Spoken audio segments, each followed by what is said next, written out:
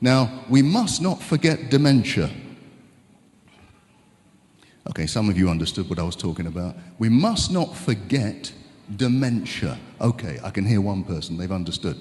Right, dementia, for me, is now one of the most feared diseases around. When I was younger, a younger doctor, it used to be cancer. But now dementia, losing your memory, losing your personality, nobody wants that. It's a fearful thing. The good news is, and there is good news about dementia, it is a lifestyle disease. It is not random. Now, you may have seen studies to say, well, there's a genetic makeup. There is. There are genes for dementia. But there are people who have the gene for dementia who don't get dementia. There are people who don't have the gene for dementia who get dementia.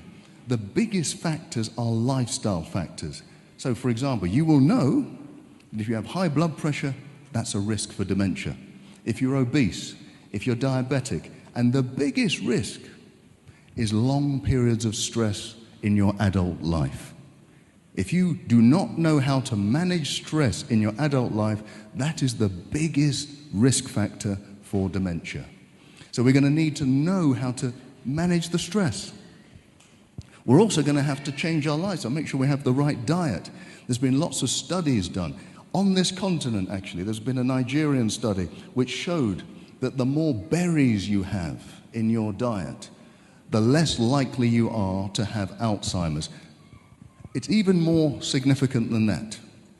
They have showed that if you have dementia, early signs of dementia, you go onto a healthy diet, have lots of berries, you can reverse up to 90% of the symptoms. Now, maybe you've never heard that before. Because most people think, once I've got dementia, it's just a long road down to ruin. That's not true.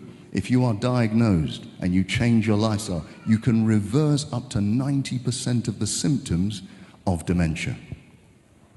Talking about stress, we spoke a little bit about depression and anxiety and stress. What little signs can I give you to help? Well, remember what we said. There are triggers for depression. There are triggers for stress.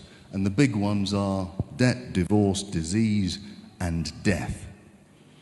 Now, we can't avoid some of them, but when they come to us, the best thing to do is to not hide away and keep it to yourself. The best thing to do is to get help quickly.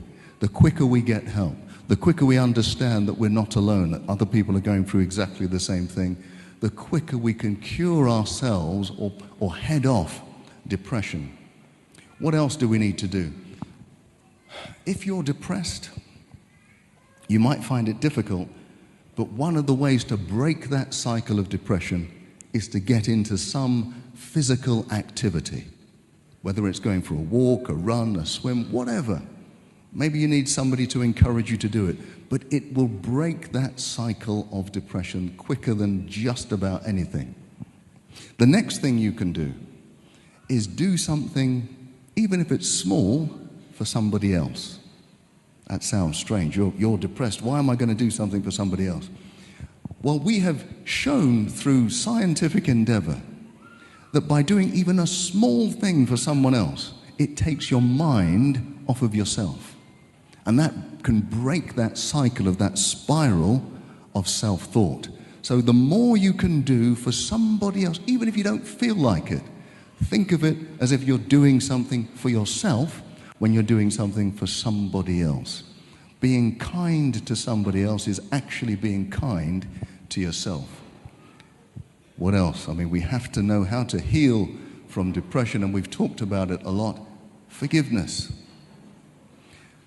The quicker we can start to forgive ourselves, forgive others, if you're able to do that, it is a quicker release from the grips of depression and stress. Every study I've seen in the last 10 years has an element of letting go of past trauma, of past hurt. The quicker we're able to do that, the greater the chance we're going to be free from depression. And we want to be free from depression.